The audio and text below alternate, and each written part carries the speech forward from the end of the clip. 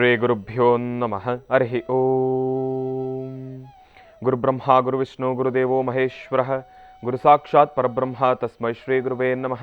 ಗುರವೇ ಸರ್ವಲೋಕಾನಾಂ ಶುಜೇ ಭವರೋಗಿಣಾಂ ನಿಧಯೇ ಸರ್ವವಿದ್ಯಾನಾಂ ಶ್ರೀ ದಕ್ಷಿಣಾಮೂರ್ತಯೇ ನಮೋ ನಮಃ. ಜ್ಞಾನಾನಂದಮಯಂ ದೇವಂ ನಿರ್ಮಲಂ ಸ್ಫಟಿಕಾಕೃತಿಂ ಆಧಾರಂ ಸರ್ವವಿದ್ಯಾನಾಂ ಹಯಗ್ರೀವముపాస్మహే. ರಾಮಾಯ ರಾಮಭದ್ರಾಯ ರಾಮಚಂದ್ರಾಯ ವೇದಸೇ ರಘುನಾಥಾಯ ನಾಥಾಯ ಸೀತಾಯ ಪತಯೇ ನಮಃ. ಜಗತ ಪಿತರಂ ವಂದೇ ಪಾರ್ವತಿ ಪರಮೇಶ್ವರೌ. ಪ್ರತಿನಿತ್ಯದ ಕಾರ್ಯಕ್ರಮದಂತೆ ಮೊದಲನೇದಾಗಿ ನನ್ನ ಅಜ್ಜಿ ತಾತರವರನ್ನು ಸಂಪೂರ್ಣವಾಗಿ ಶ್ರದ್ಧಾಭಕ್ತಿಯಿಂದ ಪ್ರಾರ್ಥನೆಯನ್ನು ಮಾಡ್ತಾ, ನನ್ನ ಗುರುಸ್ಥಾನದಲ್ಲಿರ್ತಕ್ಕಂಥ ನನ್ನ ತಂದೆಯವರಾಗಿರ್ತಕ್ಕಂಥ ಆನಂದ ಗುರುಜಿಯವರ ಪಾದರವಿಂದಗಳಿಗೆ ನಮನವನ್ನು ಮಾಡ್ತಾ, ಮತ್ತು ನನ್ನ ಮಾತೃಶ್ರೀಯವರನ್ನು ಕೂಡ ಸಂಪೂರ್ಣವಾಗಿ ಶ್ರದ್ಧಾಭಕ್ತಿಯಿಂದ ಪ್ರಾರ್ಥನೆಯನ್ನು ಮಾಡ್ತಾ, ಬಹಳ ವಿಶೇಷವಾಗಿ ಮಾಘ ಮಾಸದ ಗುರುವಾರ ಗುರುಗಳನ್ನು ಸಂಪೂರ್ಣವಾಗಿ ಶ್ರದ್ಧಾಭಕ್ತಿಯಿಂದ ಪ್ರಾರ್ಥನೆಯನ್ನು ಮಾಡ್ತಾ, ಬೆಳಗಿನ ಜಾವದ ಶುಭೋದಯದ ನೇರ ಪ್ರಸಾರದ ಮಹರ್ಷಿವಾಣಿ ಕಾರ್ಯಕ್ರಮವನ್ನು ಬಹಳ ಪ್ರೀತಿಯಿಂದ ಪ್ರಾರಂಭವನ್ನು ಮಾಡೋಣ. ತಮ್ಮೆಲ್ಲರಿಗೂ ಕೂಡ ಕಾರ್ಯಕ್ರಮಕ್ಕೆ ಸ್ವಾಗತ, ಸುಸ್ವಾಗತ. ಸ್ಪೆಷಲ್ ಪಾರ್ಟ್ನರ್ಸ್ ಸೈಕಲ್ ಪ್ಯೂರ್ ಅಗರಬತ್ತಿ. ಪ್ರತಿನಿತ್ಯ ನಿಮ್ಮೆಲ್ಲರ ವಾಸ್ತುಗೃಹದ ಪೂಜಾಗೃಹದಲ್ಲಿ ಬೆಳಗಲಿ ಸೈಕಲ್ ಪ್ಯೂರ್ ಅಗರಬತ್ತಿ ಹಾಗೂ ಅಮೃತ ಬಿಂದು. ಹೊಟ್ಟೆ ಉರಿ, ಅಸಿಡಿಟಿ, ಗ್ಯಾಸ್ಟ್ರಿಕ್ಕು, ಅಲ್ಸರು, ಹೊಟ್ಟೆಗೆ ಸಂಬಂಧಪಟ್ಟಿರ್ತಕ್ಕಂಥ ಏನೊಂದು ಸಮಸ್ಯೆ ಆದ್ರೂ ಕೂಡ ರಾಮಬಾಣದಂತೆ ಕೆಲಸ ಮಾಡುತ್ತೆ ಅಮೃತ ಬಿಂದು.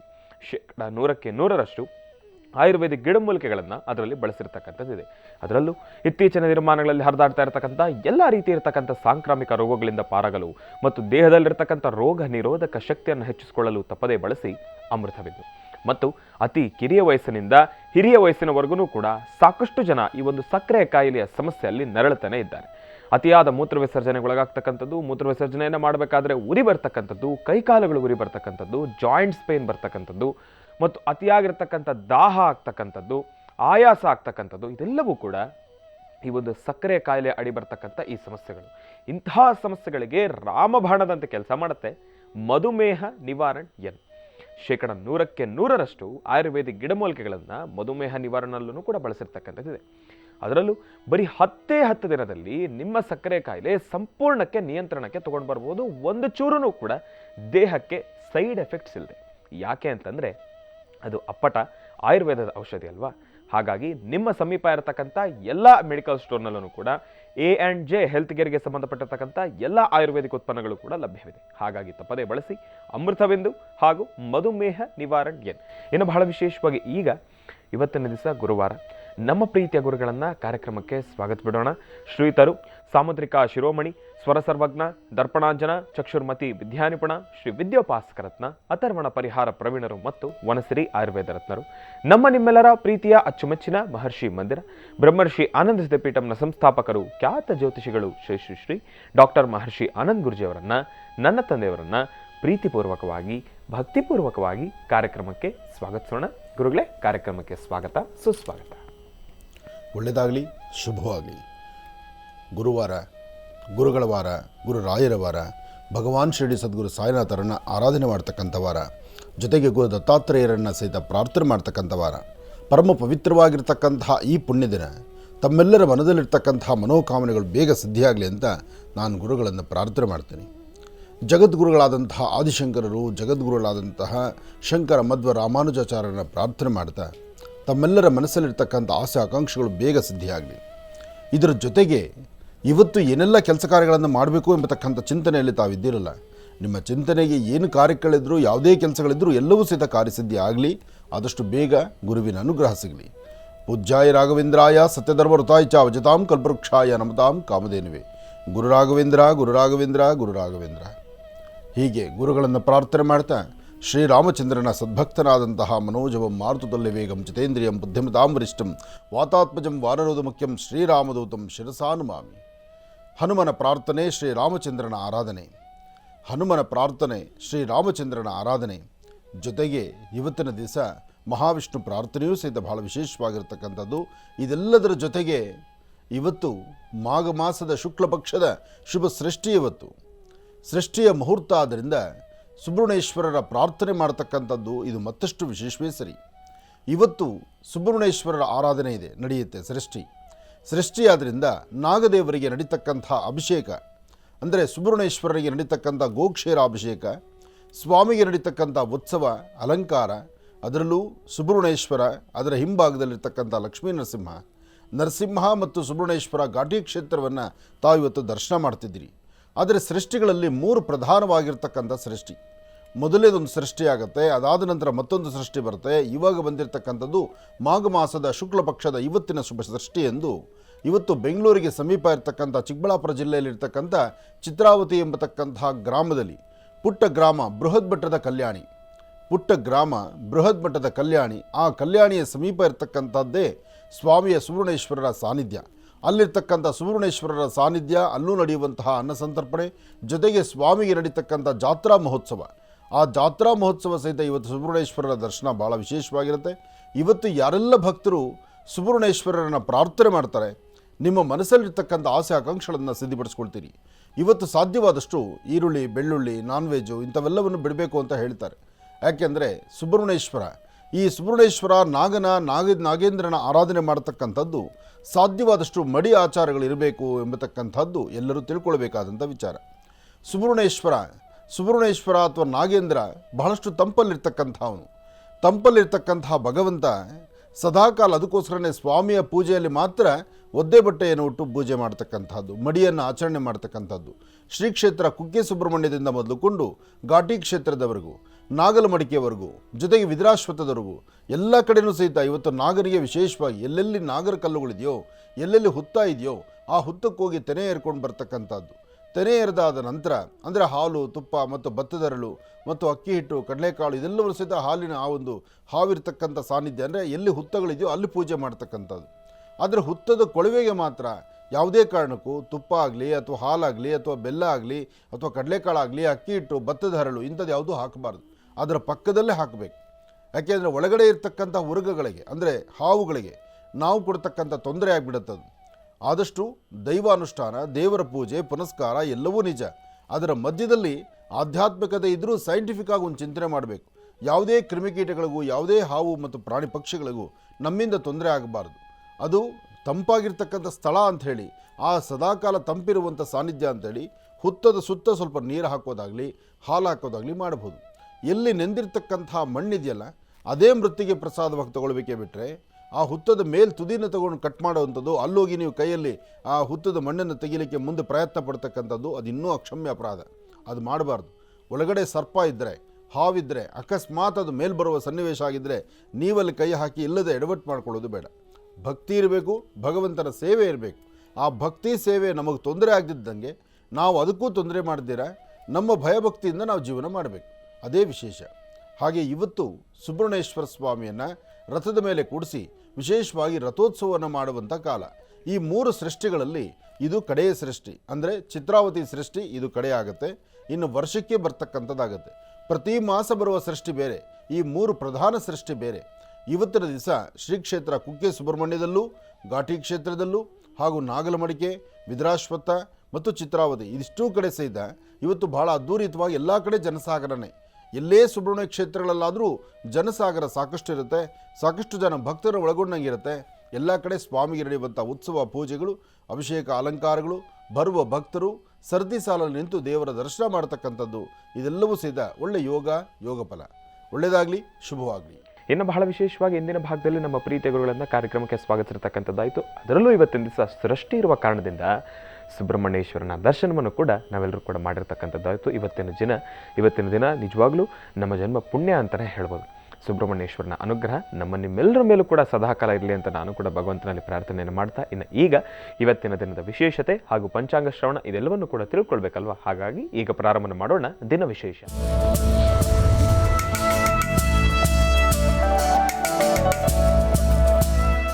ಗುರುಗಳೇ, ಇವತ್ತಿನ ದಿನದ ವಿಶೇಷತೆ ಹಾಗೂ ಪಂಚಾಂಗ ಶ್ರವಣ. ಖಂಡಿತ. ಸುಬ್ರಹ್ಮಣ್ಯೇಶ್ವರರ ಅನುಗ್ರಹದಿಂದ ನಾಡಿನ ದೇಶದ ಸಮಸ್ತರೂ ಸಹಿತ ನೆಮ್ಮದಿ, ಸುಖ, ಸಂತೋಷದಿಂದ ಇರುವಂಥದ್ದಾಗಲಿ. ಹೆಣ್ಣು ಮಕ್ಕಳಾಗಲಿ, ಗಂಡು ಮಕ್ಕಳಾಗಲಿ, ಚರ್ಮ ಬಾಧೆಯಿಂದ ನರಳುತ್ತಿರ್ತಕ್ಕಂಥವ್ರಿಗೆ ಸೌರಿಯಾಸಿಸ್ ಆಗಲಿ, ಚರ್ಮ ಬಾಧೆ ಅಂದರೆ ಮುಗೀತು ಅಬ್ಬಾ ಅನ್ನೋ ಥರ ಇರುತ್ತೆ.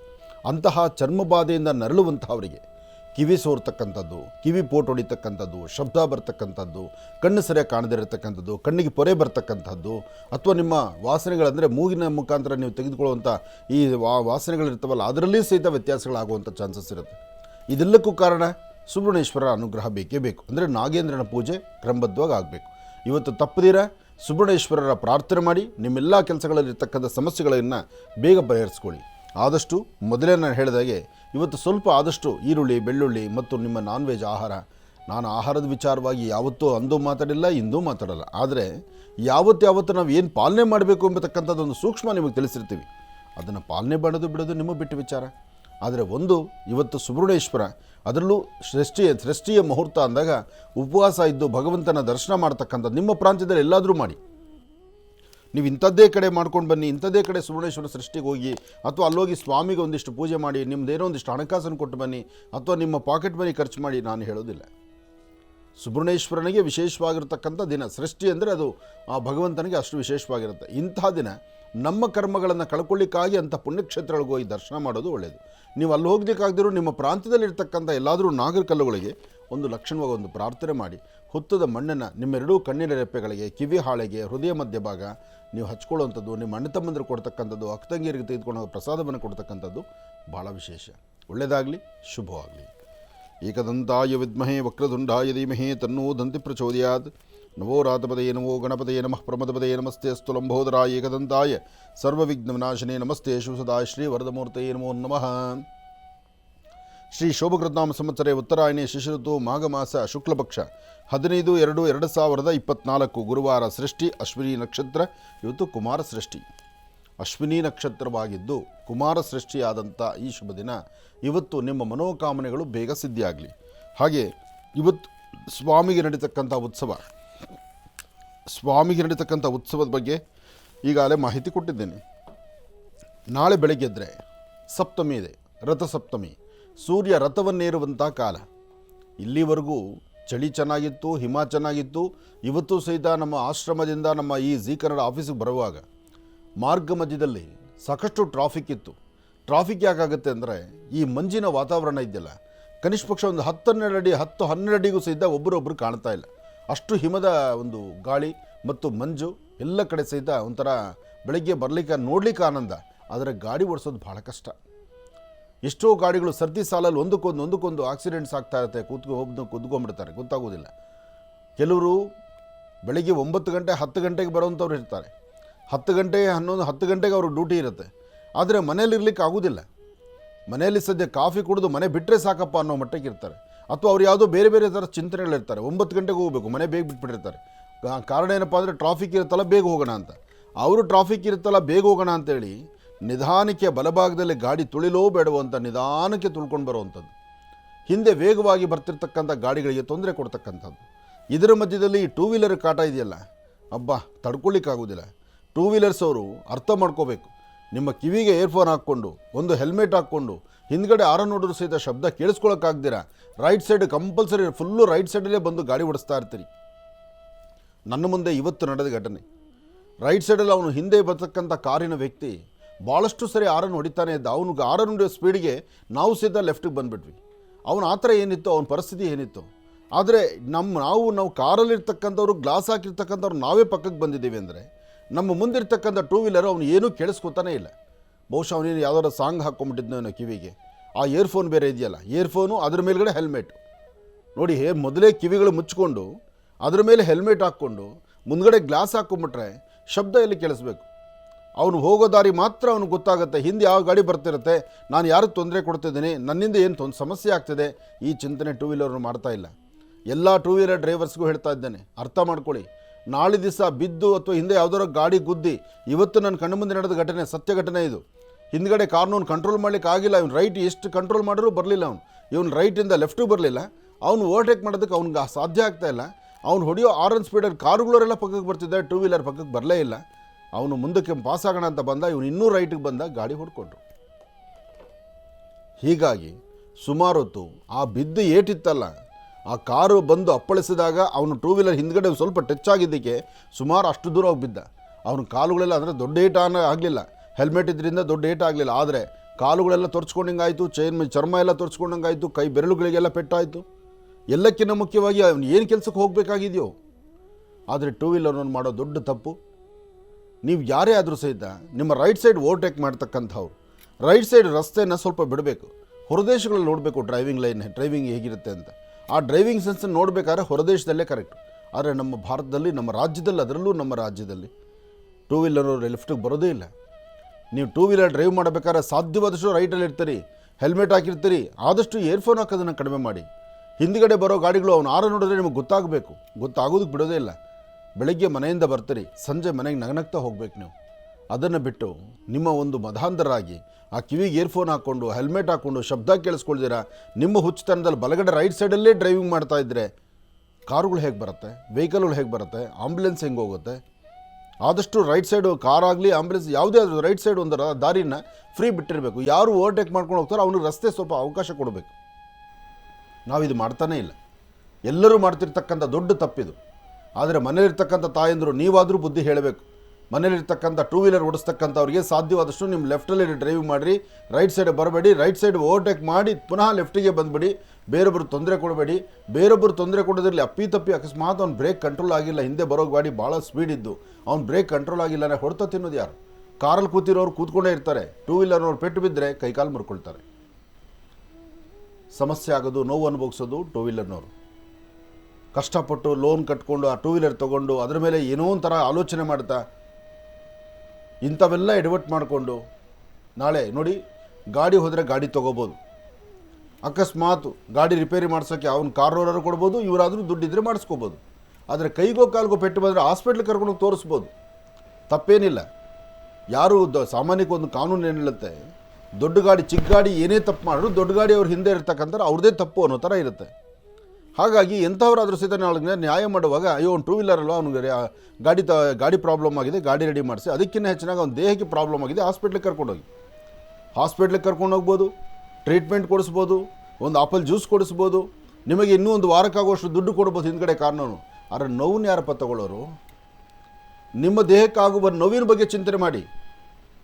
ನಾಳೆ ಬೆಳಿಗ್ಗೆ ದುಡ್ಕೊಂಡು ತಿನ್ನೋದಕ್ಕೆ ನಿಮ್ಮ ಕೈಯೋ ಕಾಲ್ಗೋ ಪೆಟ್ಟು ಮಾಡ್ಕೊಬಿಟ್ರೆ ಗತಿ ಏನು? ಆ ಕ್ಷಣಕ್ಕೆ ನಿಮ್ಗೆ 500,000ನೋ 50,000ನೋ ಒಂದು 20,000ನೋ ಕೊಟ್ಬಿಡ್ಬೋದು. ಆದರೆ ನೀವು ಡ್ಯಾಮೇಜ್ ಆಗಿಬಿಟ್ರಲ್ಲ, ನಿಮ್ಮ ದೇಹ ಓನ್ ಆಯ್ತಲ್ಲ, ನಿಮ್ಮ ದೇಹದ ಅಂಗಾಂಗಗಳನ್ನು ಮುರ್ಕೊಂಡ್ರಲ್ಲ, ಅದು ಮಾಡ್ಕೋಬೇಡಿ. ಸಾಧ್ಯವಾದಷ್ಟು ಡ್ರೈವಿಂಗ್ ಮಾಡ್ತಕ್ಕಂಥವ್ರು ಭಾಳ ಎಚ್ಚರಿಕೆಯಿಂದ ಮಾಡಿ. ನಿಮಗಾಗಿ ನಿಮ್ಮ ಕುಟುಂಬ ಕಾಯುತ್ತೆ, ನಿಮಗಾಗಿ ನಿಮ್ಮ ಇಡೀ ಕುಟುಂಬ ಪರಿತಪಿಸುತ್ತೆ. ಹಾಸಿಗೆ ಮೇಲೆ ಮಲ್ಕೊಂಡಾಗ ನಿಮ್ಮ ಕುಟುಂಬದವರು ಕಣ್ಣೀರು ಹಾಕ್ತಾರೆ. ಅದಕ್ಕೆ ಅವಕಾಶ ಮಾಡ್ಕೋಬೇಡಿ. ಆದಷ್ಟು ಇಯರ್ಫೋನ್ ಹಾಕ್ಕೊಳ್ಳೋದು ದಯವಿಟ್ಟು ನಿಲ್ಲಿಸಿ. ಹೆಲ್ಮೆಟ್ ಹಾಕ್ಕೊಳ್ಳಿ, ಇಯರ್ಫೋನ್ ಹಾಕ್ಕೋಬೇಡಿ. ಇಯರ್ಫೋನ್ ಹಾಕ್ಕೊಂಡ್ರೆ ಮಾತ್ರ ಇಲ್ಲದ ಎಡವಟ್ಟಾಗತ್ತೆ. ಜೋಪಾನ, ಎಚ್ಚರಿಕೆ ಇರಲಿ. ಒಳ್ಳೆಯದಾಗಲಿ. ಇನ್ನು ಈಗ ರಾಶಿ ಫಲಗಳನ್ನು ಕೂಡ ತಿಳ್ಕೊಳ್ಬೇಕಲ್ವಾ ಗುರುಗಳೇ? ರಾಶಿ ಫಲಗಳನ್ನು ಪ್ರಾರಂಭ ಮಾಡೋಣ. ಖಂಡಿತ. ನಮಃ ಸೂರ್ಯಾಯ ಚಂದ್ರಾಯ ಮಂಗಳಾಯ ಬುಧಾಯ ಚ ಗುರು ಶುಕ್ರ ಶನಿಭ್ಯಶ್ಚಾರಾಹವೇ ಕೇತವೇ ನಮಃ. ಮೃತ್ಯುಂಜಯಾಯ ರುದ್ರಾಯ ನೀಲಕಂಠಾಯ ಶಂಭುವೇ ಅಮೃತೇಶಾಯ ಸರ್ವಾಯ ಮಹಾದೇವಾಯ ತೇ ನಮಃ. ಆದಿತ್ಯಾದಿ ನವಗ್ರಹಗಳನ್ನು ಪ್ರಾರ್ಥನೆ ಮಾಡಿ ಸೃಷ್ಟಿಯ ಈ ಶುಭ ಮುಹೂರ್ತದಲ್ಲಿ ತಮ್ಮೆಲ್ಲರಿಗೂ ಸಹಿತ ಒಳ್ಳೆಯದಾಗಲಿ, ಸುವರ್ಣೇಶ್ವರರ ಅನುಗ್ರಹ ಸಿಗಲಿ. ಗುರುವಾರದ ಈ ಶುಭ ದಿನದಂದು ನಿಮ್ಮ ಧರ್ಮದ ಗುರುಗಳನ್ನು ಪ್ರಾರ್ಥನೆ ಮಾಡ್ತಾ ಸಾಧ್ಯವಾದಷ್ಟು ಸನ್ಮಾರ್ಗದಲ್ಲಿದ್ದು ಧರ್ಮ ಸಂಸ್ಕೃತಿ ಸಂಪ್ರದಾಯಬದ್ಧವಾದಂಥ ಒಳ್ಳೆಯ ಚಿಂತನೆಯನ್ನು ಮಾಡತಕ್ಕಂಥದ್ದು ಖಂಡಿತ ತಪ್ಪಲ್ಲ. ಒಳ್ಳೆಯದಾಗಲಿ, ಶುಭವಾಗಲಿ. ಶ್ರೀರಾಮ ಜಯ ರಾಮ ಜಯ ಜಯ ರಾಮ. ಆ ರಾಮಚಂದ್ರನ ಸಂಪೂರ್ಣ ಅನುಗ್ರಹ ನಾಡಿನ ದೇಶದ ಸಮಸ್ತರ ಮೇಲೆ ಇರಲಿ ಅಂತ ನಾನು ದೇವರನ್ನ ಪ್ರಾರ್ಥನೆ ಮಾಡ್ತಾ ರಾಶಿಗಳಲ್ಲಿ ಮೊದಲನೇ ರಾಶಿ ಮೇಷರಾಶಿ.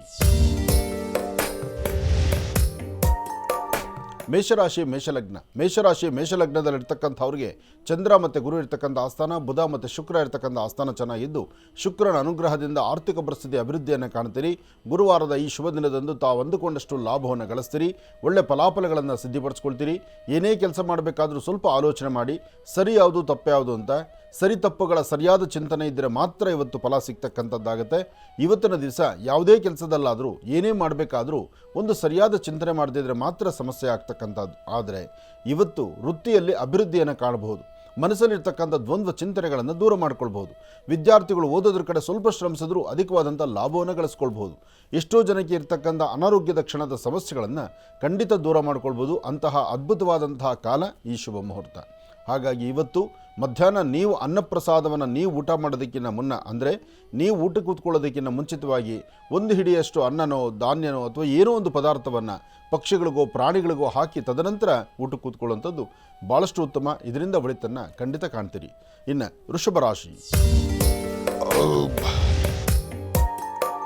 ವೃಷಭ ರಾಶಿ ವೃಷಭ ಲಗ್ನ. ವೃಷಭ ರಾಶಿ ವೃಷಭ ಲಗ್ನದಲ್ಲಿರ್ತಕ್ಕಂಥವ್ರಿಗೆ ಗುರು ಮತ್ತು ಚಂದ್ರ ಇರ್ತಕ್ಕಂಥ ಆಸ್ಥಾನ, ಬುಧ ಮತ್ತು ಶುಕ್ರ ಇರ್ತಕ್ಕಂಥ ಆಸ್ಥಾನ ಚೆನ್ನಾಗಿದ್ದು ಶುಕ್ರನ ಅನುಗ್ರಹದಿಂದ ಇಷ್ಟಾರ್ಥವನ್ನು ಸಿದ್ಧಿಪಡಿಸ್ಕೊಳ್ತೀರಿ. ಇವತ್ತಿನ ದಿವಸ ಬಹಳ ಅಪರೂಪವಾದಂತಹ ಒಂದು ಸಾನ್ನಿಧ್ಯಗಳಿಗೋ ಅಥವಾ ನಿಮ್ಮ ಹಳೆಯ ಸ್ನೇಹಿತರೋ ಅಥವಾ ಹಿಂದೆ ಯಾವತ್ತೋ ಒಂದು ಸತಿ ಸ್ನೇಹವನ್ನು ಬೆಳೆಸಿ ಒಂದು ವ್ಯವಹಾರವನ್ನು ಮಾಡಿ ಬಿಟ್ಬಿಟ್ಟಿರ್ತೀರಿ. ಅಂಥ ವ್ಯವಹಾರಗಳನ್ನು ಪುನಃ ಕೈಗೆತ್ಕೊಳ್ತಕ್ಕಂಥದ್ದು. ಒಟ್ಟಾರೆ ಹೇಳಬೇಕಂದ್ರೆ ನಿಮ್ಮ ಮನಸ್ಸಲ್ಲಿ ಹಿಂದೆ ಯಾವತ್ತೋ ನಡೆಸಿರ್ತಕ್ಕಂಥ ಕೆಲವಷ್ಟು ಘಟನೆಗಳನ್ನು ಮರುಕಳಿಸ್ತಕ್ಕಂಥದ್ದು, ಒಂದು ಯೋಗ ಫಲವನ್ನು ಕಾಣ್ತಕ್ಕಂಥದ್ದು, ಒಂದು ವಿಶೇಷವಾಗಿರ್ತಕ್ಕಂಥ ಸುದ್ದಿಯನ್ನು ನಿಮ್ಮ ಕಿವಿಯಲ್ಲಿ ಆಲಿಸ್ತಕ್ಕಂಥದ್ದು, ಒಂದಷ್ಟು ಲಾಭವನ್ನು ಗಳಿಸುವಂಥ ಅದೃಷ್ಟ ಇರತಕ್ಕಂಥದ್ದು. ಅದರಲ್ಲೂ ವೃಷಭ ರಾಶಿಯಲ್ಲಿರ್ತಕ್ಕಂಥವ್ರು ಇವತ್ತಿನ ದಿವಸ ನೀವು ಮಾಡಬೇಕಾಗಿರ್ತಕ್ಕಂಥ ಕೆಲಸಗಳಲ್ಲಿ ಅಧಿಕವಾದಂಥ ಲಾಭವನ್ನು ಸಿದ್ಧಿಪಡಿಸ್ಕೊಳ್ತೀರಿ. ಹಾಗೆ ದೂರವಾರ ಪ್ರಯಾಣದ ಬಗ್ಗೆ ಚಿಂತನೆ ಮಾಡ್ತೀರಿ. ಒಳ್ಳೆಯ ಒಂದು ಮನೋರಂಜನಾ ಕ್ಷೇತ್ರಕ್ಕೆ ಹೋಗಿ ಬರುವಂಥ ಯೋಗಫಲ ನಿಮ್ಮದಾಗತ್ತೆ. ಅದೃಷ್ಟ ಭಗವಂತ ಕೊಟ್ಟರೆ ಎಲ್ಲವೂ ಹೀಗೆ ಸಿಗುತ್ತೆ. ಒಳ್ಳೆಯದಾಗಲಿ, ಶುಭವಾಗಲಿ. ಇನ್ನು ಮಿಥುನ ರಾಶಿ. ಮಿಥುನ ರಾಶಿ ಮಿಥುನ ಲಗ್ನ. ಮಿಥುನ ರಾಶಿ ಮಿಥುನ ಲಗ್ನದಲ್ಲಿರ್ತಕ್ಕಂಥವ್ರಿಗೆ ಬುಧ ಮತ್ತು ಚಂದ್ರ ಇರ್ತಕ್ಕಂಥ ಆಸ್ಥಾನ, ಗುರು ಮತ್ತು ಶುಕ್ರ ಇರ್ತಕ್ಕಂಥ ಆಸ್ಥಾನ ಚೆನ್ನಾಗಿದೆ. ಶುಕ್ರನ ಅನುಗ್ರಹದಿಂದ ಇಷ್ಟಾರ್ಥವನ್ನು ಸಿದ್ಧಿಪಡಿಸ್ಕೊಳ್ತಕ್ಕಂಥ ಯೋಗ ಫಲ ಇದೆ. ಫಲಾಫಲಗಳಲ್ಲಿ ಇವತ್ತಿನ ದಿವಸ 4ರಲ್ಲಿ ಚಂದ್ರ, 3ರಲ್ಲಿ ಗುರು ಆಗಿರೋದ್ರಿಂದ ಹಣಕಾಸಿನ ವಿಚಾರದಲ್ಲಿ ಸ್ವಲ್ಪ ಮಂದಗತಿ ಇರುತ್ತೆ. ಮನಸ್ಸಲ್ಲಿ ಏನೋ ಒಂಥರ ಬಾಧೆ ಇರುತ್ತೆ. ಒಳಗಡೆ ಇರ್ತಕ್ಕಂಥ ನೋವನ್ನು ಮತ್ತೊಬ್ಬರಲ್ಲಿ ಹೇಳ್ಕೊಳ್ಳೋಕ್ಕಾಗದಂಥ ರೀತಿಯಲ್ಲಿರುತ್ತೆ. ಕುಟುಂಬದ ಸದಸ್ಯರೊಂದಿಗೆ ಸಣ್ಣ ಪುಟ್ಟ ಕಿರಿಕಿರಿ ಪ್ರಾರಂಭ ಆಗುತ್ತೆ. ಮನೆಯಲ್ಲಿರ್ತಕ್ಕಂಥ ಮಕ್ಕಳು ಅಥವಾ ಮನೆಯಲ್ಲಿರ್ತಕ್ಕಂಥ ಮಕ್ಕಳು ಅಥವಾ ಹಿರಿಯರು ಇವರು ಮಾತಾಡುವಂಥ ಮಾತು ನಿಮ್ಮ ಮನಸ್ಸಿಗೆ ತುಂಬ ಭಾರ ಅನ್ನಿಸ್ಬೋದು, ನೋವು ಆಗ್ಬೋದು. ಯಾರ ಹತ್ರ ಹೇಳ್ಕೊಳ್ಳಿಕ್ಕಾಗದಂಥ ಪರಿಸ್ಥಿತಿ ನಿಮಗೆ ಬರಬಹುದು. ಏನೇ ಇದ್ದರೂ ನಿಮ್ಮ ಮರುವು ಜಾಸ್ತಿ ಆಗುತ್ತೆ ಇವತ್ತು. ಅಂದರೆ ಕೆಲವಷ್ಟು ವಸ್ತುಗಳನ್ನು ಎಲ್ಲೋ ಇಡ್ತೀರಿ, ಎಲ್ಲೋ ಹುಡುಕಾಡ್ತಾ ಕೂತ್ಕೊಂಡ್ಬಿಡ್ತೀರಿ. ಆ ಹುಡುಕಾಡೋದ್ರಲ್ಲೇ ಸಮಯ ಸಾಕಷ್ಟು ವೃಥಾ ವೇಸ್ಟ್ ಮಾಡ್ತೀರಿ. ಎಚ್ಚರಿಕೆಯಿಂದಿರಿ. ಆದಷ್ಟು ಮನೆ ದೇವರ ಪ್ರಾರ್ಥನೆ ಮಾಡಿ. ಒಳ್ಳೆ ಮನಸ್ಸಿನಿಂದ ತೆಗೆದುಕೊಳ್ಳುವಂತಹ ನಿಲುವು ತೀರ್ಮಾನಕ್ಕೆ ಶೀಘ್ರ ಫಲ ಇದೆ. ಆ ಫಲವನ್ನು ತಾವು ಸಿದ್ಧಿಪಡಿಸ್ಕೊಂಡ್ರೆ ಅಸಾಧ್ಯವಾದ್ದಲ್ಲ, ಎಲ್ಲವನ್ನೂ ಸಾಧನೆ ಮಾಡ್ಕೊಳ್ತೀರಿ. ಇವತ್ತು ಸಾಧ್ಯವಾದರೆ ಒಂದು ಅಶ್ವತ್ಥ ಪ್ರಾರ್ಥನೆ ಮಾಡ್ತಕ್ಕಂಥದ್ದು, ಮಾಘಸ್ನಾನ, ಮಾಘ ಮಾಸ. ಈ ಮಾಘ ಮಾಸದಲ್ಲಿ ಮಾಡ್ತಕ್ಕಂಥ ಸ್ನಾನವೇ ಮಾಘಸ್ನಾನ, ಬಹಳ ವಿಶೇಷ. ಅಂತಹದ್ರಲ್ಲಿ ಮಾಘಸ್ನಾನ ಪುಣ್ಯಸ್ನಾನ ಅಂತ ಹೇಳ್ತಾರೆ. ನಾಳೆ ಅಂತೂ ರಥಸಪ್ತಮಿ, ನಾಳೆ ಮರಿಲೇಬಾರದು ನೀವು. ನಾಳೆ ಯಾರೊಬ್ಬರಾದರೂ 27 ನಕ್ಷತ್ರ 12 ರಾಶಿಗಳಲ್ಲಿರ್ತಕ್ಕಂಥವ್ರು ನಾಳೆ ಸ್ನಾನಕ್ಕೆ ಹೋಗಬೇಕಾದ್ರೆ ಇವತ್ತು ಸೂರ್ಯಾಸ್ತಮಕ್ಕೂ ಮುನ್ನ, ಎಲ್ಲರೂ ಅರ್ಥ ಮಾಡ್ಕೊಳ್ಳಿ, ಈ ಶುಭ ದಿನ ಸೂರ್ಯಾಸ್ತಮಕ್ಕೂ ಮುನ್ನ ಬಿಳಿ ಎಕ್ಕದ ಎಲೆ ಅಂತ ಹೇಳಿದ್ದೇನೆ, ಬಿಳಿ ಎಕ್ಕದ ಎಲೆಗಳನ್ನೇ ಸಂಗ್ರಹಣ ಮಾಡಬೇಕು. ಅದನ್ನು ಹೊರತುಪಡಿಸಿ ನೀಲಿ ಹೂಗಳನ್ನು ತಂದರೆ, ಬಿಳಿ ಎಕ್ಕದ ಹೂವು ದೇವತಾರ್ಚನೆಗೆ, ದೇವರ ಪೂಜೆಗಳಿಗೆ. ನೀಲಿ ಹೂವುಗಳು ಬರ್ತಕ್ಕಂಥದ್ದು ರಾಕ್ಷಸತ್ವಕ್ಕೆ, ಕೃದ್ರುಮಕ್ಕೆ ಮತ್ತು ಒಂಥರ ಅಥರ್ವಣ ಪ್ರಯೋಗದಲ್ಲಿ ಕೆಲವು ಕೆಟ್ಟ ಪ್ರಯೋಗಗಳನ್ನು ಮಾಡಲಿಕ್ಕೆ ನೀಲಿ ಹೂಗಳನ್ನು, ನೀಲಿ ಎಲೆಗಳನ್ನು ಬಳಸ್ತಾರೆ. ಅಂದರೆ ಬಿಳಿ ಎಕ್ಕದ ಹೂವಿನ ಎಲೆಗಳು ನಾಳೆ ನಿಮ್ಮ 2 ಭುಜಗಳ ಮೇಲೆ, ನಿಮ್ಮ 2 ಪಾದಗಳ ಮೇಲೆ ಇಟ್ಕೊಂಡು ಬೆಳಗ್ಗೆ ಸ್ನಾನ ಮಾಡಬೇಕು. ನಾಳೆ ಈ ಒಂದು ಸ್ನಾನವನ್ನು ಆಚರಣೆ ಮಾಡೋದ್ರಿಂದ, ಅದರಲ್ಲೂ ಶುಭ ಬೆಳಗಿನ ಬ್ರಾಹ್ಮಿ ಮುಹೂರ್ತದಲ್ಲಿ ಸ್ನಾನ ಮಾಡೋದ್ರಿಂದ, ನಾಳೆ ಮಾಘಸ್ನಾನ ಮಾಡೋದ್ರಿಂದ ಶೀಘ್ರವಾಗಿ ಸೂರ್ಯನಿಂದ ಸಂಪೂರ್ಣವಾದಂಥ ಕೃಪಾ ಕಟಾಕ್ಷಕ್ಕೆ ನೀವು ಪಾತ್ರರಾಗ್ತೀರಿ. ಅದರಿಂದ ಯಾವತ್ತೂ ರಥಸಪ್ತಮಿಯಂದು ಬಿಳಿ ಎಕ್ಕದ ಎಲೆಗಳನ್ನು ನಿಮ್ಮ ಭುಜಗಳ ಮೇಲೆ, ನಿಮ್ಮ ಪಾದಗಳ ಮೇಲೆ 2 ಎಲೆ ಇಟ್ಕೊಂಡು, ಸ್ವಲ್ಪ ಅಕ್ಷತೆ ಇಟ್ಕೊಂಡು, ತಲೆಗೆ ನೀರು ಹಾಕ್ಕೊಂಡು ಸ್ನಾನ ಮಾಡ್ಕೋಬೇಕು. ಇದು ಭಾಳ ಶ್ರೇಷ್ಠ, ಯಶಸ್ಸಿರುತ್ತೆ ನಿಮಗೆ. ಒಳ್ಳೆಯದಾಗಲಿ. ಹಾಗೆ ಇವತ್ತು ತಪ್ಪದಿರ ಇಂಥ ಒಂದು ಅನುಷ್ಠಾನವನ್ನು ಮಾಡಿ ಶೀಘ್ರವಾಗಿ ಇದರ ಫಲವನ್ನು ಸಿದ್ಧಿಪಡಿಸ್ಕೊಳ್ತೀರಿ. ಇನ್ನು ಕರ್ಕಾಟಕ ರಾಶಿ. ಕರ್ಕಾಟಕ ರಾಶಿ ಕರ್ಕಾಟಕ ಲಗ್ನ. ಕರ್ಕಾಟಕ ರಾಶಿಯಲ್ಲಿರ್ತಕ್ಕಂಥವ್ರಿಗೆ ಚಂದ್ರ ಮತ್ತು ಗುರು ಇರ್ತಕ್ಕಂಥ ಆಸ್ಥಾನ ಚೆನ್ನಾಗಿದ್ದು ಭಗವಂತನ ಕೃಪಾ ಕಟಾಕ್ಷದಿಂದ ಸಾಕಷ್ಟು ಲಾಭವನ್ನು ಗಳಿಸ್ತೀರಿ. ಸಣ್ಣ ಸಣ್ಣ ವಿಚಾರವನ್ನು ಸಹಿತ ಬಹಳ ಆಳವಾಗಿ ತಲೆ ಕೆಡಿಸ್ಕೊಳ್ತೀರಿ. ಆದರೆ ನಿಮ್ಮ ಶ್ರಮಕ್ಕೆ ತಕ್ಕ ಪ್ರತಿಫಲವನ್ನು ಸಿದ್ಧಿಪಡಿಸ್ಕೊಳ್ತೀರಿ. ಇವತ್ತೊಂದು ಪುಣ್ಯಕ್ಷೇತ್ರ, ತೀರ್ಥಕ್ಷೇತ್ರ, ಮನೋರಂಜನಾ ಕ್ಷೇತ್ರ ಅಥವಾ ದೇವತಾ ದರ್ಶನ, ದೇವರ ಮಹಾಪ್ರಸಾದ ಇದೆಲ್ಲವನ್ನು ಸಹಿತ ಸ್ವೀಕರಿಸುವಂತಹ ಯೋಗಫಲ ಇದೆ. ಆದರೆ ಜನಜಂಗುಳಿ ಇರತಕ್ಕಂಥ ಸಾನ್ನಿಧ್ಯಗಳಿಗೆ ಹೊರಟಾಗ ಸ್ವಲ್ಪ ಎಚ್ಚರಿಕೆಯೂ ಬೇಕಾಗುತ್ತೆ. ಹಾಗೆ ಒಳ್ಳೆಯ ಮನಸ್ಸಿನಿಂದ ತಾವು ತೆಗೆದುಕೊಳ್ಳುವ ನಿಲುವು ತೀರ್ಮಾನಕ್ಕೆ ಹೆಚ್ಚು ಫಲಗಳಿದೆ. ಇದಕ್ಕಾಗಿ ನೀವು ಮಾಡಬೇಕಾಗಿರ್ತಕ್ಕಂಥದ್ದು ನಿಮ್ಮ ಕುಲದೇವರನ್ನು, ಮನೆ ದೇವರನ್ನು ಪ್ರಾರ್ಥನೆ ಮಾಡಿ ಇಷ್ಟಾರ್ಥವನ್ನು ಖಂಡಿತ ಸಿದ್ಧಿಪಡಿಸ್ಕೊಳ್ತೀರಿ. ಒಳ್ಳೆಯದಾಗಲಿ, ಶುಭವಾಗಲಿ. ಸಿಂಹರಾಶಿಯಿಂದ ರಾಶಿ ಫಲಗಳನ್ನು ಮುಂದುವರಿಸಬೇಕು ಗುರುಗಳೇ. ಸಿಂಹರಾಶಿಯಿಂದ ರಾಶಿ ಫಲಗಳನ್ನು ಮುಂದುವರಿಸೋಣ. ಖಂಡಿತ. ಇನ್ನು ಸಿಂಹರಾಶಿ. ಸಿಂಹರಾಶಿ ಸಿಂಹಲಗ್ನ. ಸಿಂಹರಾಶಿ ಸಿಂಹಲಗ್ನದಲ್ಲಿರ್ತಕ್ಕಂಥವ್ರಿಗೆ ಚಂದ್ರನ ಆಸ್ಥಾನ ಚೆನ್ನಾಗಿದ್ದು ಗುರುವಿನ ಅನುಗ್ರಹ ಇದೆ. ಇಷ್ಟಾರ್ಥಗಳನ್ನು ಸಿದ್ಧಿಪಡಿಸ್ಕೊಳ್ತಕ್ಕಂಥ ಯೋಗಫಲ ಇದೆ. ಫಲಾಫಲಗಳಲ್ಲೇನೋ ಅದೃಷ್ಟ ಚೆನ್ನಾಗಿದ್ದರೆ ಮಾತ್ರ ಇವೆಲ್ಲ ಕಾಯಕವು ಸಿದ್ಧಿ ಆಗ್ತಕ್ಕಂಥದ್ದು. ಆದರೆ ಸಣ್ಣ ಸಣ್ಣ ವಿಚಾರಕ್ಕೂ ಸಹಿತ ಮೂಗಿಂತದಲ್ಲಿ ಕೋಪ ಇರುತ್ತೆ. ಇವತ್ತು ಯಾವುದೂ ಸಹಿತ ಸರಿಯಾದಂಥ ಆಲೋಚನೆ ಮಾಡಲಿಕ್ಕೆ ಆಗೋದಿಲ್ಲ. ಬೇಡವಾದ ಕೆಲಸಗಳ ಬಗ್ಗೆ ತುಂಬ ಆಲೋಚನೆ ಮಾಡ್ತೀರಿ. ಬೇಡವಾದ ವ್ಯವಹಾರಗಳನ್ನು ಕೈಗೆತ್ಕೊಳ್ತೀರಿ. ಮನಸ್ಸಲ್ಲಿ ಇಷ್ಟ ಇಲ್ದಿದ್ರೂ ಅದನ್ನು ಬಲವಂತ ಮಾಘಸ್ನಾನವಾಗಿ ಮಾಡ್ತೀರಿ. ಆದರೆ ಒಂದು ವಿಚಾರ ತಿಳ್ಕೊಳ್ಳಿ, ಇವತ್ತು 12 ಗಂಟೆವರೆಗೂ ಇಂಥದ್ದೇ ಒಂದು ಸಮಸ್ಯೆಗಳು ಎದುರಾಗ್ತಾ ಇರುತ್ತೆ. 12 ಗಂಟೆ ನಂತರ ಸ್ವಲ್ಪ ಸುಧಾರಣೆ ಆಗುತ್ತೆ. ಆದರೆ ಮಾಡುವ ಯಾವುದೇ ಕೆಲಸ ಸಾಧ್ಯವಾದಷ್ಟು ಧರ್ಮ ಮಾರ್ಗದಲ್ಲಿರಲಿ. ನಮ್ಮಿಂದ ಇನ್ನೊಬ್ಬರು ತೊಂದರೆ ಆಗುತ್ತೆ ಅನ್ನೋದನ್ನು ನಾವು ಯೋಚನೆ ಮಾಡಬೇಕಾಗುತ್ತೆ. ಯಾಕೆಂದರೆ ಮಾಡುವ ಕೆಲಸವನ್ನು ಹಿಂದು ಮುಂದೆ ಆಲೋಚನೆ ಮಾಡಿದ ದುಡುಕಿ ತೀರ್ಮಾನ ತಂದುಕೊಂಡ್ರೆ ಆ ಕ್ಷಣದ ಸುಖ ಮಾತ್ರ ನಿಮಗಿರುತ್ತೆ. ಅದರಿಂದ ತೊಂದರೆ ಅಂತಕ್ಕಂಥದ್ದು, ಸಮಸ್ಯೆ ಅಂತಕ್ಕಂಥದ್ದು ನಿಮಗೂ ಆಗುತ್ತೆ, ಎದುರುಗಡೆ ಇರ್ತಕ್ಕಂಥವ್ರಿಗೂ, ನಿಮ್ಮ ಅಕ್ಕಪಕ್ಕದಲ್ಲಿರ್ತಕ್ಕಂಥವ್ರಿಗೂ, ಅಥವಾ ನಿಮ್ಮ ಕೆಲಸಗಳಲ್ಲಿ ಯಾರು ನಿಮ್ಮ ಜೊತೆಲಿರ್ತಾರೋ ಅವ್ರಿಗೂ ತೊಂದರೆ ಆಗುತ್ತೆ. ಇವತ್ತು ಸಿಂಹರಾಶಿಯವರು ಬಹಳ ಎಚ್ಚರಿಕೆಯ ನಡೆ ಇರಬೇಕು. ಜೋಪಾನ. ಒಳ್ಳೆಯದಾಗಲಿ. ಇನ್ನು ಕನ್ಯಾ ರಾಶಿ. ಕನ್ಯಾ ರಾಶಿ ಕನ್ಯಾ ಲಗ್ನ. ಕನ್ಯಾ ರಾಶಿ ಕನ್ಯಾ ಲಗ್ನದಲ್ಲಿರ್ತಕ್ಕಂಥವ್ರು ನಂಬಿ ಮೋಸ ಹೋಗುವಂಥ ಪರಿಸ್ಥಿತಿ ಇದೆ. ಅಂದರೆ ನಂಬ್ತೀರಿ, ಅಲ್ಲಿ ಮೋಸ ಹೋಗ್ಬಿಡ್ತೀರಿ. ಯಾವುದೂ ಸಹಿತ ಪರಿಪಕ್ವತೆಯಿಂದ ಸಿದ್ಧಿಪಡಿಸ್ಕೊಳ್ಳೋಕ್ಕಾಗೋಲ್ಲ. ಸಣ್ಣ ಸಣ್ಣ ವಿಚಾರವನ್ನು ಸಹಿತ ಬಹಳ ದೂರಕ್ಕೆ ತಲೆ ಕೆಡಿಸ್ಕೊಂಡ್ಬಿಡ್ತೀರಿ. ಇವತ್ತು ಬಹಳ ಎಚ್ಚರಿಕೆಯೇ ಬೇಕು. ಅದರಲ್ಲೂ ಮುಖ್ಯವಾಗಿ ಇವತ್ತು ನಿಮ್ಮ ಕುಲದೇವರನ್ನು ಪ್ರಾರ್ಥನೆ ಮಾಡಿ. ಕುಲದೇವರ ಅನುಗ್ರಹದಿಂದ ಮಾತ್ರ ಇವತ್ತು ಕನ್ಯಾ ರಾಶಿಯವರಿಗೆ ಒಂದಿಷ್ಟು ಒಳಿತಾಗುತ್ತೆ. ಹಾಗೆ ಸಾಧ್ಯವಾದರೆ 9 ವರ್ಷದ ಒಳಗಿರುವಂಥ ಮಕ್ಕಳಿಗೆ ಒಂದಿಷ್ಟು ತಿಂಡಿ ತಿನಿಸನ್ನು ಕೊಡಿ. ಸಾಧ್ಯವಾದರೆ ಇವತ್ತು ಬೆಳಗ್ಗೆ ಉಪವಾಸ ಇದ್ದು ಮಧ್ಯಾಹ್ನದ ಅನ್ನಪ್ರಸಾದವನ್ನು ಊಟ ಮಾಡಿ. ಇವತ್ತು ಸೃಷ್ಟಿಯಾದ್ದರಿಂದ ಸುಬ್ರಹ್ಮಣ್ಯೇಶ್ವರರ ಸಾನ್ನಿಧ್ಯಕ್ಕೆ ಬಂದು ದೇವರನ್ನ ಪ್ರಾರ್ಥನೆ ಮಾಡ್ತಕ್ಕಂಥದ್ದು, ನಾಗೇಂದ್ರನ ದರ್ಶನ ಮಾಡ್ತಕ್ಕಂಥದ್ದು, ಅಥವಾ ಎಲ್ಲಾದರೂ ಒಂದು ಕಡೆ ಅಶ್ವತ್ಥ ಪ್ರಾರ್ಥನೆ ಮಾಡ್ತಕ್ಕಂಥದ್ದು, ಹುತ್ತದ ಮಣ್ಣಿದ್ರೆ ಆ ಹುತ್ತದ ಮಣ್ಣಿನ ಪ್ರಸಾದವನ್ನು ನಿಮ್ಮೆರಡೂ ಕಣ್ಣಿನ ರೆಪ್ಪೆಗಳಿಗೆ ಹಚ್ಕೊಳ್ಳುವಂಥದ್ದು. ಕಣ್ಣಿನ ರೆಪ್ಪೆ ಮತ್ತು ಕಿವಿ ಹಾಳೆಗಳಿಗೆ, ಕಿವಿಗಳಿಗೆ ಅಂದರೆ ಕಿವಿ ಹಾಳೆ ಅಂದರೆ ಇದು, ನಿನ್ನೇನೋ ಹಾಳೆ ಅಂತೆಲ್ಲ ಹುಡ್ಕೊಂಡು ಹೋಗಬೇಡಿ.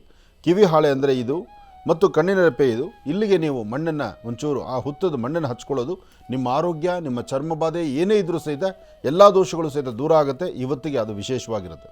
ಒಳ್ಳೆಯದಾಗಲಿ. ಇನ್ನು ತುಲಾರಾಶಿ. ತುಲಾರಾಶಿ ತುಲಾಲಗ್ನ. ತುಲಾರಾಶಿ ತುಲಾಲಗ್ನದಲ್ಲಿರ್ತಕ್ಕಂಥವ್ರಿಗೆ ಚಂದ್ರನ ಚೆನ್ನಾಗಿದ್ದು ಗುರುವಿನ ಅನುಗ್ರಹ ಇದೆ.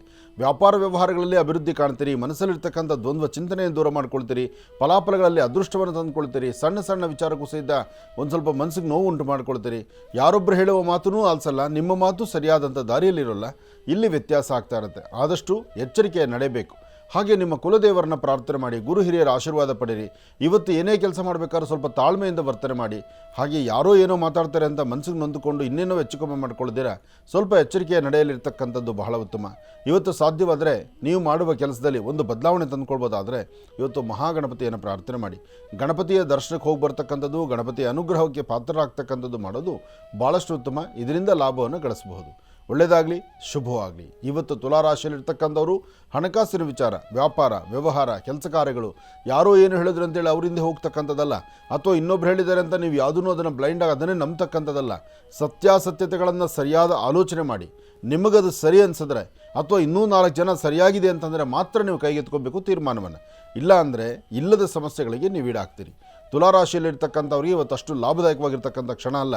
ಅದರ ಮಧ್ಯದಲ್ಲಿ ಹನುಮನ ದರ್ಶನ ಅಥವಾ ಶ್ರೀ ವಲ್ಲಿದೇವಸೇನಾ ಸಮೇತ ಸುಬ್ರಹ್ಮಣ್ಯೇಶ್ವರರ ದರ್ಶನ ಅಥವಾ ನಾಗೇಂದ್ರನ ದರ್ಶನದಿಂದ ತುಂಬ ಅನುಕೂಲವನ್ನು ತಾವು ಸಿದ್ಧಿಪಡಿಸ್ಕೊಳ್ತೀರಿ.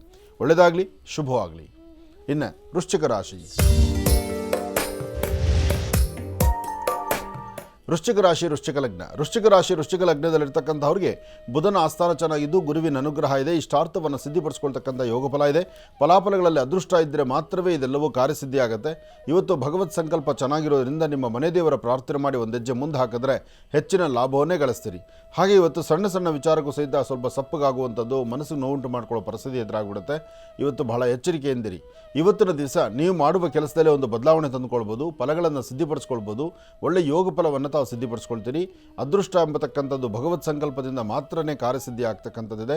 ಇವತ್ತು ಏನು ಅಂದುಕೊಂಡ್ರೂ ಕಾರ್ಯಸಿದ್ಧಿ ಇದೆ. ಆದರೆ ಸಣ್ಣ ಸಣ್ಣ ವಿಚಾರಕ್ಕೂ ಸಹಿತ ಸ್ವಲ್ಪ ಮೂಗಿಂತುದಿಯಲ್ಲಿ ಕೋಪ ಉಂಟಾಗ್ತಾ ಇರುತ್ತೆ. ಕೋಪವನ್ನು ಕಡಿಮೆ ಮಾಡ್ಕೊಳ್ಳಿ, ಹ್ಯಾಪಿಯಾಗಿರಿ, ಸಂತೋಷವಾಗಿರಿ. ಭಗವಂತ ಕೊಟ್ಟದ್ದನ್ನು ಹಾಸಿಗೆ ಇದ್ದಷ್ಟು ಕಾಲು ಚಾಚಬೇಕು ಎಂಬತಕ್ಕಂಥ ಹಿರಿಯರ ಮಾತನ್ನು ಎಲ್ಲೋ ನಾವು ತಲೆ ಎತ್ತಿ ನೋಡತಕ್ಕಂಥದ್ದಕ್ಕಿಂತ ತಲೆ ಬಗ್ಸಿ ನಿಂತು ಒಳ್ಳೆಯದ್ರ ಕಡೆ ಚಿಂತನೆ ಮಾಡೋದು ಬಹಳಷ್ಟು ಉತ್ತಮ. ಇದರಿಂದ ಒಳ್ಳೆಯ ಶ್ರೇಯಸ್ಸನ್ನು ತಾವು ಸಿದ್ಧಿಪಡಿಸ್ಕೊಳ್ತೀರಿ. ಒಳ್ಳೆಯದಾಗಲಿ, ಶುಭವಾಗಲಿ. ವೃಶ್ಚಿಕ ರಾಶಿವರೆಗೂ ಕೂಡ ಇರ್ತಕ್ಕಂಥ ರಾಶಿ ಫಲಗಳನ್ನು ತಿಳ್ಕೊಂಡಿದ್ದೇವೆ. ಇನ್ನು ನೋಡಿರ್ತಕ್ಕಂಥ ರಾಶಿಗಳನ್ನು ಗುರುಗಳು ಮುಂದಿನ ಭಾಗದಲ್ಲಿ ತಿಳಿಸ್ತಾ ಹೋಗ್ತಾರೆ. ಇನ್ನು ಈಗ ಮಹರ್ಷಿವಾಣಿ ಕಾರ್ಯಕ್ರಮಕ್ಕೆ ಸಾಕಷ್ಟು ಜನ ಕರೆಯನ್ನು ಮಾಡ್ತಾ ಇರ್ತೀರಿ. ಈಗಾಗಲೇ ಸಾಕಷ್ಟು ಕರೆಗಳು ಕೂಡ ಸಿದ್ಧವಾಗಿದೆ. ಕರೆಗಳನ್ನು ಸ್ವೀಕರಿಸ್ತಕ್ಕಂಥ ಸಮಯ ಇದೀಗ. ಈಗ ಪ್ರಾರಂಭ ಮಾಡೋಣ ಸ್ವರ ಜ್ಯೋತಿಷ್ಯ.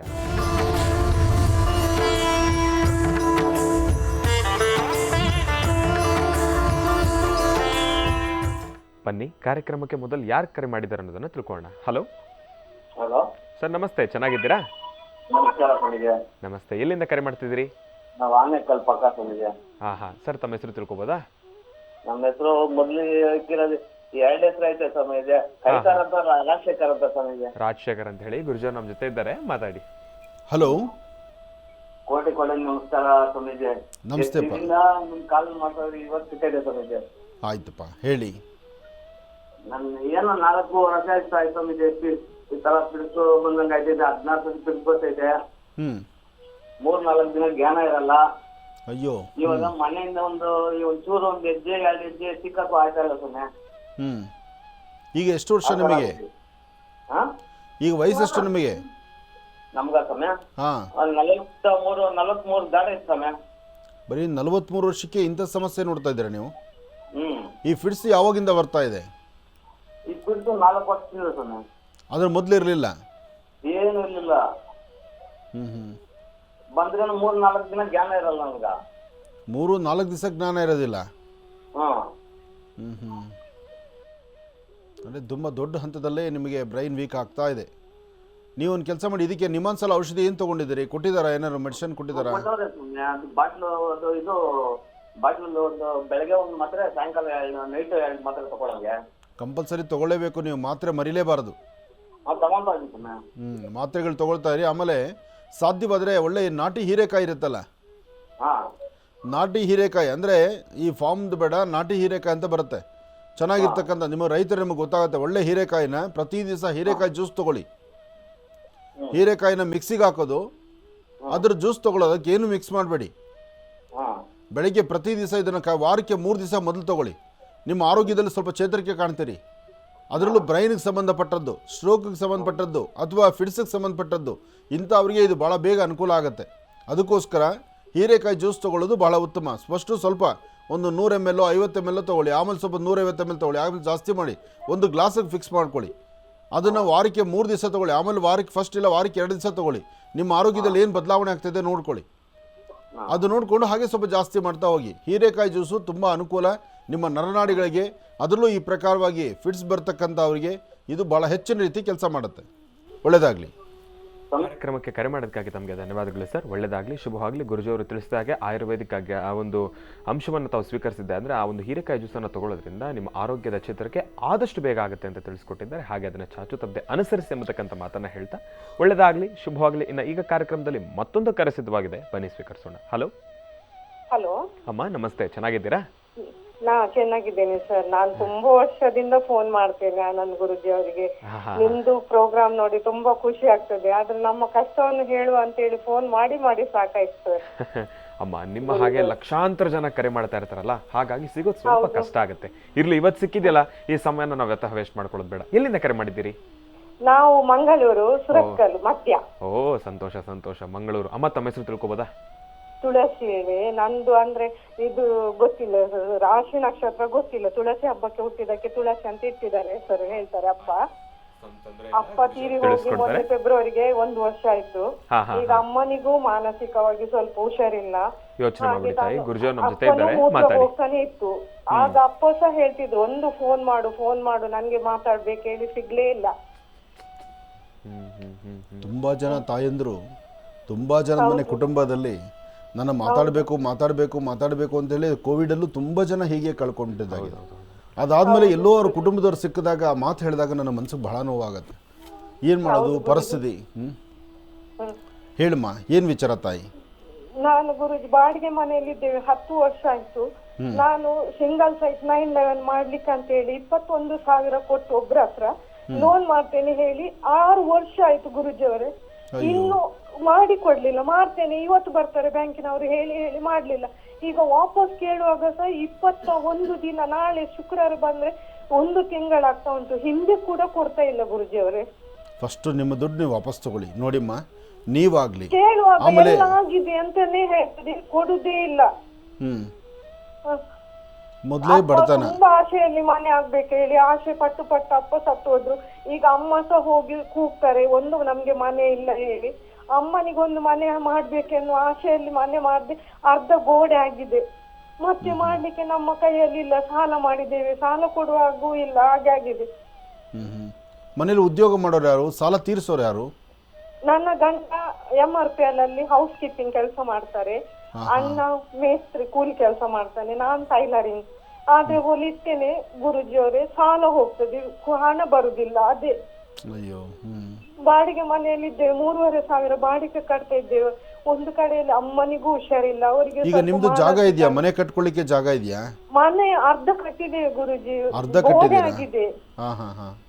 ಅದಕ್ಕೆ ಲೋನ್ ಮಾಡ್ತೇನೆ ಹೇಳಿ ಆ ಗಂಡಸು ಕುಣಿಸ್ತಾ ಉಂಟು, ಶ್ರೀಧರ್ ಅಂತ ಹೇಳಿ. ಹ್ಮ್. ಈಗ್ಲೂ ಇವತ್ತು ಸಾಯಂಕಾಲದೊಳಗೆ ತಂದು ಕೊಡ್ತೇನೆ ರೆಕಾರ್ಡ್ಸ್. ಸಿಂಗಲ್ ಸೈಟ್ ಆಗಿದೆ ಹೇಳ್ತದೆ, ಸತ್ಯನ ಸುಳ್ಳ ಗೊತ್ತಿಲ್ಲ ಗುರುಜಿ ಅವರೇ. 1 ತಿಂಗಳಿಂದ ಹಿಂದೆ ಕೊಡ್ಲಿಕ್ಕೂ ಕುಣಿಸ್ತಾ ಉಂಟು. 21,000 ಕೊಟ್ಟಿದ್ದೇನೆ, ಬಡ್ಡಿಯಲ್ಲಿ ತೆಗೆದು ಕೊಟ್ಟಿದ್ದೇನೆ. ತಿಂಗಳಿಗೆ 3,000 ಬಡ್ಡಿ ಕಟ್ತಾ ಇದ್ದೇವೆ 20,000ಕ್ಕೆ. ಅಯ್ಯೋ, 20,000ಕ್ಕೆ 3,000. ಅಪ್ಪನಿಗೊಂದು ಆಸೆ ಇತ್ತು, ಅದು ಆಗ್ಲಿಲ್ಲ. ಈಗ ಅಮ್ಮ ತುಂಬಾ ಆಸೆ ಪಡ್ತಾರೆ, ಎಲ್ಲರ ಹತ್ರ ಹೋಗಿ ಹೇಳ್ತಾರೆ ಎಲ್ಲರಿಗೂ ಮನೆ ಆಗಿದೆ, ನಮ್ಗೆ ಮನೆ ಇಲ್ಲ ಹೇಳಿ. ಆ ಆಸೆಯಿಂದ ಒಂದು ಮನೆ ಆಗ್ಬೇಕು ಹೇಳಿ ಎಷ್ಟು ಪ್ರಯತ್ನ ಪಡ್ತಾ ಇದ್ದೇವೆ. ಇಲ್ಲಮ್ಮ, ನಿನ್ನ ಖಂಡಿತ ನಿನ್ನ ಮನೆ ಆಗುತ್ತೆ, ಆದಷ್ಟು ಬೇಗ ಮನೆ ಆಗುತ್ತೆ. ನೀನು ಸ್ವಂತ ಮನೇಲಿ ವಾಸ ಮಾಡ್ತೀಯ. ನಿನ್ನ ಸ್ವರತರಂಗ ಪ್ರಕಾರ ಆ ಶಕ್ತಿ ಇದೆ, ಧೈರ್ಯವಾಗಿರು. ಆಗದಿರತಕ್ಕಂಥದ್ದಲ್ಲ, ಅಸಾಧ್ಯವಾದ್ಯ ಅಲ್ಲ, ಖಂಡಿತ ಸಾಧನೆ ಆಗುತ್ತೆ ನಿಮ್ಮ ಭಾಗಕ್ಕೆ. ಆದರೆ ನೀವು ಒಂದು ಕೆಲಸ ಮಾಡಿ, ಈಗ ನೀವು ಬ್ಯಾಂಕಲ್ಲಿ ಲೋನ್ ತೊಗೊಳಕ್ಕೆ ಯೋಚನೆ ಮಾಡ್ತಾ ಇದ್ದೀರಾ? ಹಲೋ, ಹೌದು ಗುರುಜಿ. ಬ್ಯಾಂಕಲ್ಲಿ ಲೋನ್ ಯಾವ ಬ್ಯಾಂಕ್ ಟ್ರೈ ಮಾಡಿದ್ದೀರಿ? ಆಗ ಅವರು ಮೊನ್ನೆ ಹೇಳಿದ್ರು ಇಲ್ಲಿ ಇದು ಬರೋಡಾ ಬ್ಯಾಂಕ್ ಅಲ್ಲಿ ಮಾತಾಡಿದ್ದೇನೆ ಹೇಳಿ. ಈಗ ನಾನು ಹೇಳಿದೆ ನೀವು ಮಾಡ್ಲಿಲ್ಲ, ಇವತ್ತು ಬರ್ತಾರೆ ನಾಳೆ ಬರ್ತಾರೆ. ನಾನೊಂದು ಮಾತು ಹೇಳ್ತೀನಿ ಕೇಳಮ್ಮ, ಯಾರು ಮಾತಾಡೋದು ಬೇಡ. ನೀವೇ ಖುದ್ದಾಗಿ ಬ್ಯಾಂಕಿಗೆ ಹೋಗಿ, ನೀವೇ ಬ್ಯಾಂಕ್ ಮ್ಯಾನೇಜರ್ನ ಮಾತಾಡ್ಬೋದು. ನಮಗೆ ಈ ಥರ ಲೋನ್ ಬೇಕು, ನಮ್ಮಲ್ಲಿ ಈ ಥರ ದಾಖಲಾ ಪತ್ರಗಳಿದೆ, ನಮ್ಮ ಸ್ವಂತ ಸೈಟ್ ಇದೆ, ಅದನ್ನ ಇಟ್ಕೊಂಡು ನಮಗೆ ಸಾಲ ಕೊಡಿ ಅಂದರೆ ಅವರೇ ಕೊಡ್ತಾರೆ. ತುಂಬ ಜನ ಎಡವ್ತಾ ಇರೋದು, ತುಂಬ ಜನ ತಪ್ಪು ಮಾಡೋದು ಇಲ್ಲೇನೆ. ನೀವೇನು ಮಾಡ್ತೀರಿ, ಯಾರನ್ನೂ ನಂಬ್ತೀರಿ, ಮಧ್ಯದಲ್ಲಿರ್ತಕ್ಕಂಥ ಬ್ರೋಕರ್ಸು, ಮಧ್ಯದಲ್ಲಿರ್ತಕ್ಕಂಥವ್ರು ನೀವು ಕೊಡೋ ದುಡ್ಡನ್ನು ಅವ್ರು ತಿಂದುಬಿಡ್ತಾರೆ. ಅಲ್ಲಿ ನನಗೆ ಕೆಲಸ ಆಗುತ್ತೆ ಅಂತ ನೀವು ಕಾದ್ಕೊಂಡು ಕೂತಿರ್ತೀರಿ. ನೋಡಿ, ತಿಂಗಳುಗಳಾದರೂ ವರ್ಷಗಳಾದರೂ ಕೆಲಸ ಆಗೋದಿಲ್ಲ. ಆದರೆ ಬ್ಯಾಂಕಲ್ಲಿ ನಿಮ್ಗೆ ಅಕೌಂಟಿಗೆ, ನಿಮ್ಮ ಅಮೌಂಟಿಗೆ ನಿಮಗೆ ನೀವು ಕೇಳಿದಷ್ಟು ಹಣ ಕೊಡಲಿಕ್ಕೆ ಆಗುತ್ತೋ ಇಲ್ವೋ, ನೀವು ಅದಕ್ಕೆ ಕಟ್ಟಲಿಕ್ಕೆ ಆಗಿದೆಯೋ ಇಲ್ವೋ, ಅಥವಾ ನಿಮ್ಮಲ್ಲಿ ಅದಕ್ಕೆ ಏನು ಬೇಕು ದಾಖಲಾತಿಗಳು ಇದೆಯೋ ಇಲ್ವೋ, ಇದೆಲ್ಲವೂ ಸಹಿತ 1-2 ದಿವಸದಲ್ಲಿ ಬ್ಯಾಂಕವ್ರು ಹೇಳಿಬಿಡ್ತಾರೆ. ಅದನ್ನು ಬಿಟ್ಟು ಸುಮ್ಮನೆ ಮೂಗಿಂತದಿಗೆ ಬೆಣ್ಣೆ ಹಚ್ಚಿಬಿಟ್ಟು ನೀವು ಇವತ್ತು ಊಟ ಮಾಡ್ಬೋದು, ನಾಳೆ ಊಟ ಮಾಡ್ಬೋದು, ಬರೀ ಇದನ್ನೇ ಆಸೆ ಕೊಟ್ಟರೆ ಆಸೆಯಲ್ಲಿ ಮನುಷ್ಯ ಸಾಯ್ಬೇಕಾಗತ್ತೆ. ಅದಕ್ಕೆ ಅವಕಾಶ ಮಾಡ್ಕೊಬೇಡಿ. ಯಾರೂ ಅಷ್ಟೇ, ಇಂಥದ್ದೊಂದು ಕೆಲಸ, ಯಾವುದೇ ಕೆಲಸ ಆಗಲಿ, ನೀವೇ ನೇರವಾಗಿ ಹೋಗಿ ಕೂತ್ಕೊಂಡು ಮಾತಾಡಿ, ನಿಮ್ಮ ಕೆಲಸ ಆಗುತ್ತೆ. ಕನಿಷ್ಠ ಪಕ್ಷ ನೀವು 100 ರೂಪಾಯಿ ಕೇಳೋ ಕಡೆ 50 ರೂಪಾಯಿ ಕೊಡ್ಬೋದು ಅಷ್ಟೇ ನಿಮಗೆ. ಅಂದರೆ 50 ರೂಪಾಯಲ್ಲಿ ಚಿಕ್ಕದಾಗಿ ಒಂದು ಗೂಡು ಕಟ್ಬೋದು ನಾವು, ಆಗುತ್ತೆ. ನೀವು ಧೈರ್ಯವಾಗಿ ಹೊರಡಮ್ಮ. ಆದರೆ ನಿನ್ನ ಸ್ವರತರಂಗ ಪ್ರಕಾರ ಸ್ವಂತ ಮನೆ ಆದಷ್ಟು ಬೇಗ ಆಗುತ್ತೆ. ಧೈರ್ಯವಾಗಿರು, ಒಳ್ಳೆಯದಾಗಲಿ. ಇನ್ನು ಬಹಳ ವಿಶೇಷವಾಗಿ ಇಂದಿನ ಭಾಗದಲ್ಲಿ ಗುರುಗಳು ವೃಶ್ಚಿಕ ರಾಶಿಯವರೆಗೂ ಕೂಡ ರಾಶಿಫಲಗಳನ್ನು ತಿಳಿಸಿಕೊಟ್ಟಿದ್ದಾರೆ. ಇನ್ನು ಈಗ ಧನುರ್ ರಾಶಿಯಿಂದ ರಾಶಿಫಲಗಳನ್ನು ಮುಂದುವರಿಸಬೇಕು. ಗುರುಗಳೇ, ಧನುರ್ ರಾಶಿಯಿಂದ ರಾಶಿಫಲಗಳನ್ನು ಮುಂದುವರಿಸೋಣ. ಖಂಡಿತ. ಇನ್ನು ಧನುರ್ ರಾಶಿ,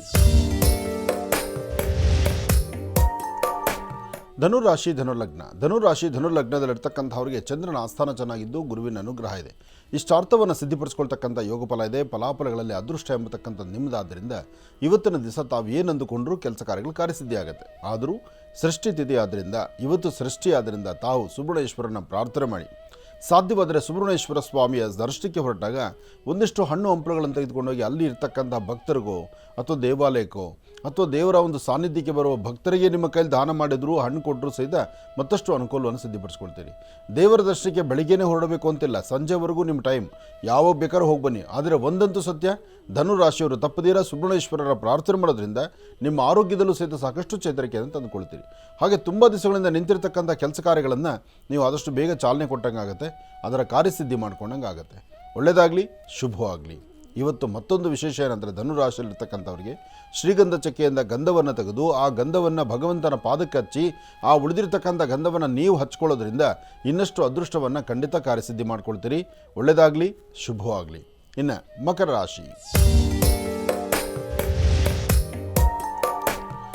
ರಾಶಿ, ಮಕರ ಲಗ್ನದಲ್ಲಿರ್ತಕ್ಕಂಥವರು ಬುಧ ಮತ್ತು ಚಂದ್ರ ಇರ್ತಕ್ಕಂಥ ಆಸ್ಥಾನ, ಗುರು ಮತ್ತು ಶುಕ್ರ ಇರ್ತಕ್ಕಂಥ ಆಸ್ಥಾನ ಚೆನ್ನಾಗಿದ್ದು ಶುಕ್ರನ ಅನುಗ್ರಹದಿಂದ ಇಷ್ಟಾರ್ಥವನ್ನು ಸಿದ್ಧಿಪಡಿಸ್ಕೊಳ್ತೀರಿ. ಅಸಾಧ್ಯವಾದ್ದನ್ನು ಸಾಧನೆ ಮಾಡ್ಕೊಳ್ತೀರಿ.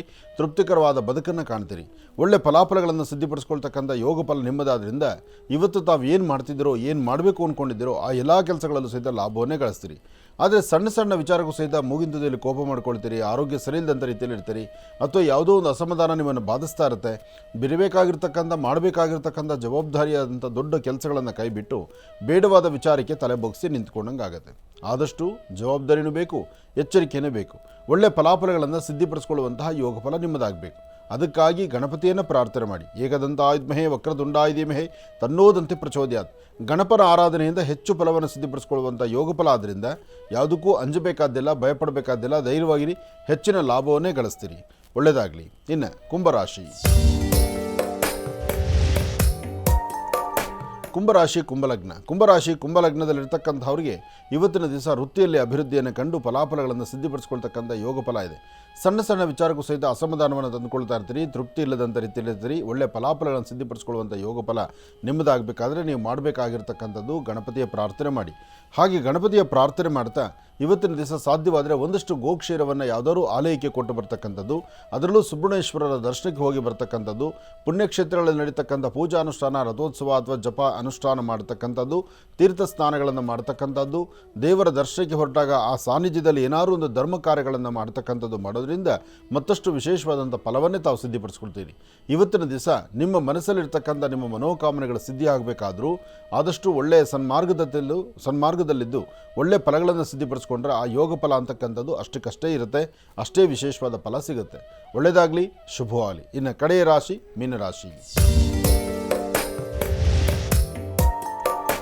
ಮೀನರಾಶಿ ಮೀನಲಗ್ನ. ಮೀನರಾಶಿ ಮೀನಲಗ್ನದಲ್ಲಿರ್ತಕ್ಕಂಥವ್ರಿಗೆ ಚಂದ್ರ ಯಾಕೋ ಕಡೆ ರಾಶಿ ಹೇಳ್ಬಿಡಲ್ಲ.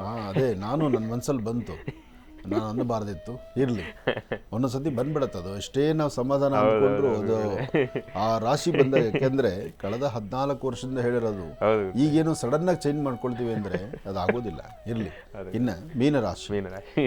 ಮೀನರಾಶಿ ಮೀನಲಗ್ನದಲ್ಲಿ ಜನಿಸಿರ್ತಕ್ಕಂಥವ್ರಿಗೆ ಬುಧ ಮತ್ತು ಚಂದ್ರ ಇರತಕ್ಕಂಥ ಆಸ್ಥಾನ ಚೆನ್ನಾಗಿದ್ದು ಗುರುವಿನ ಅನುಗ್ರಹ ಇರೋದ್ರಿಂದ, ಗುರುಬಲ ಇರೋದ್ರಿಂದ ಇವತ್ತು ಅಂದುಕೊಂಡಷ್ಟು ಲಾಭವನ್ನು ಗಳಿಸ್ತೀರಿ. ತೃಪ್ತಿಕರವಾದ ಬದುಕನ್ನು ಕಾಣ್ತೀರಿ. ಫಲಾಫಲಗಳಲ್ಲಿ ಅದೃಷ್ಟ ತಂದುಕೊಳ್ತೀರಿ. ಇವತ್ತು ನೀವು ಮಾಡಬೇಕಾಗಿರ್ತಕ್ಕಂಥ ಕೆಲಸಗಳನ್ನು ಸಾಧ್ಯವಾದಷ್ಟು ಒಳ್ಳೆಯ ಸನ್ಮಾರ್ಗದಲ್ಲಿ ಕೆಲಸ ಮಾಡ್ತೀರಿ.